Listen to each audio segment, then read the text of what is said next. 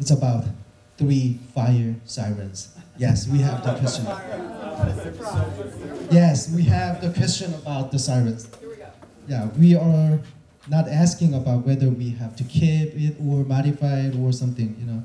We believe it is a good example of lack of transparency of borough contracting. According to the news article, for the $63,000 contract, no request for bid was advertised, but the contractor got some tips from someone in Borough Hall.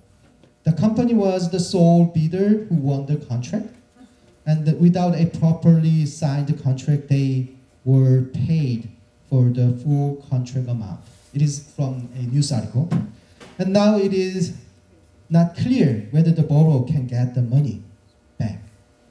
So if elected, what are you gonna do to increase the transparency and the accountability of the borough spending? And how will you prevent the same things from happening again?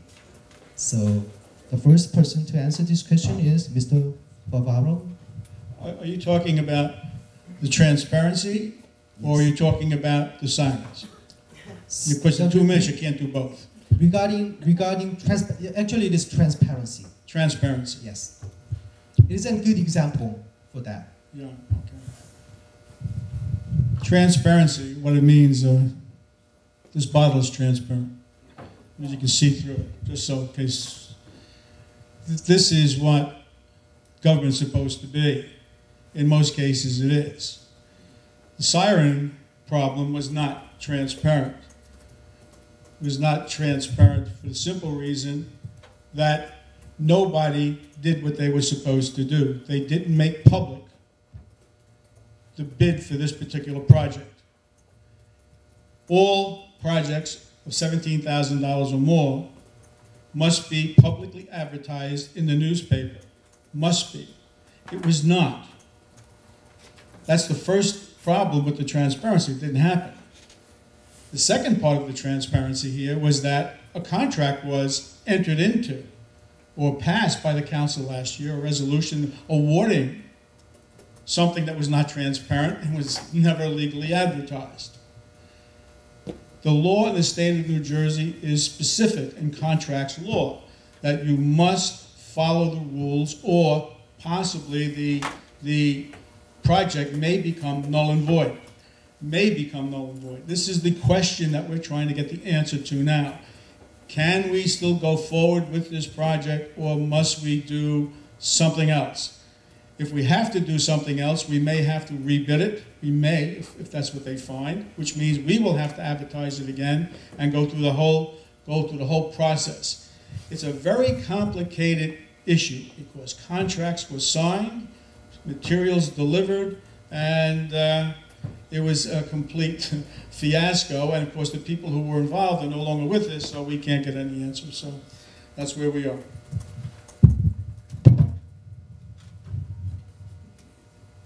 Mr. McMorrow, you are the second.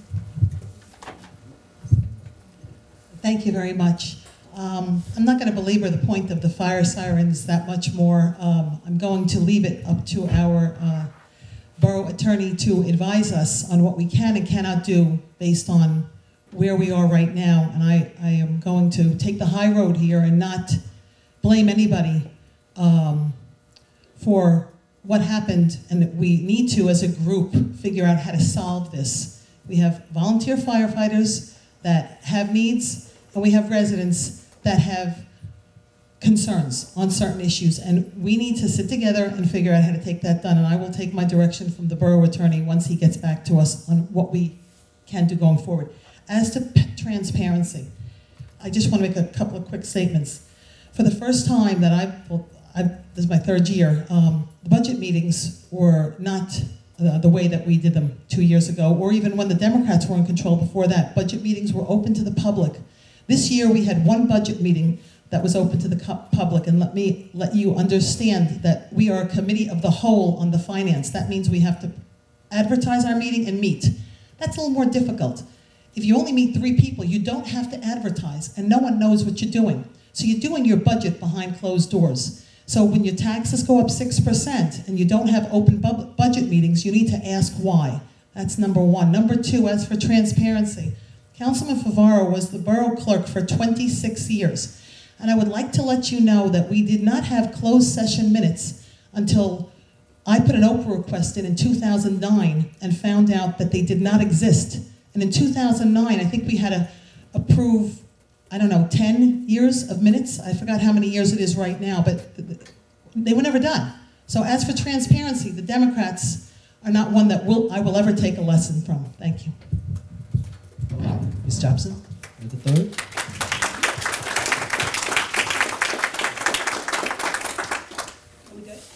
Carol, there you go again. The question was about transparency, and the question was about the sirens. It wasn't about the budget. It wasn't about the minutes in 2009. It's about what happened to the sirens and what is going on with the sirens. And there you go again, rearranging the order. Yeah. Yes. Do not, Okay, so you asked me about the sirens. And you asked Actually, us about we are asking about transparency. Transparency. The reason why this whole problem occurred, my understanding from sitting in the audience, is in 2009, we fired the entire administrative staff who knew how to run the town. Mrs. McMorrow's majority fired the existing clerks, and there was no one in town to help the new person who came on and help her to understand what was going on. During that time, a purchase order was written for this $63,000 fiasco that all of our taxpayers, including myself, have paid for. The contract was not done correctly. Nothing was done as it should have been. And I can only go back to the fact that the person who was doing it was not properly trained. And in 2011, I went to the council and asked, how are we going to allow someone who doesn't have the experience of being a clerk but had the licenses to come in and do it? And I was told by Mrs. McMorrow that this person would be able to do it. Well, lo and behold, later on in 2011, I believe, or maybe Joe, you can correct me, in 2012, we had to hire an assistant to help her because it was just too much for her. Much too much for her. And that's how things went awry in Englewood Cliffs, and that's how transparency got lost. The proper person was not in the proper job. Thank you. Mr. Farrell?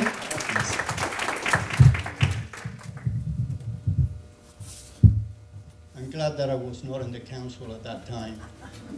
And I would like to see an investigation of the whole thing. I hope that the borough attorney will take care of that. Thank you. Is there anybody for rebuttal? Just one comment, sir. Before the Open Public Meetings Act was passed, you didn't have to keep minutes of the closed sessions. That's number one.